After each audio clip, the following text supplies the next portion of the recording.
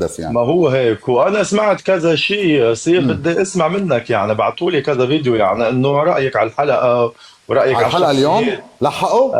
لا، اه حلقة ما بعرف، امبارح اي ثينك، امبارح انت عم تحكي حلقة قبل امبارح يعني. ايه. طيب انت امبارح ما حضرتها، فاللي قبله. اليوم حضرت انا الحلقه امبارح واليوم. اوكي، لكن نحكي خلص ايه.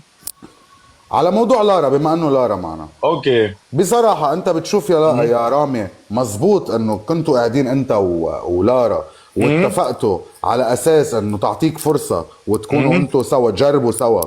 مزبوطة اوكي. بعد 10 دقايق تروح تاخد إيد إسراء وتروحوا تقعدوا على جنب لحالكم؟ في اسالك شيء، انا شو احكي انت بدنا بعدين، في اسالك كونسبت شيء اوكي. البروجرام يعني هو انت اذا انه نتعرف عادي، على كل في البنات. بس لا لا مش هيك، لا.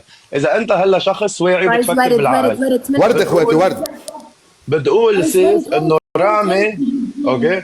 اول شيء ما كان في شيء بيني وبين اسراء، لكن كان في اعجاب، ولكننا حتى عم نحكي جايز ورد ورد ورد بدنا نربح عليهم. مع عقل. بيحكي مع بنت، بيجي بيحكي مع البنت غير ديريكت، يعني بالعقل. كفيلي بالعقل، هلا اعطيني انت رايك. تمام. اوكي. أعطيك رأيي أنا. اعطيني رايك، اللي تفضل. صار هيدا شيء عادي يعني. اوكي.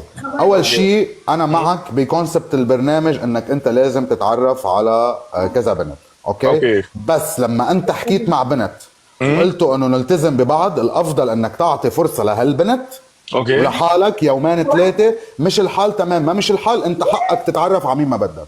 جايز طالع لك ولكن انا سيف. اخواتي يلا جايز سكور، على خلينا نصعب سكور الدبل. عليهم. دبل لا مش دبل.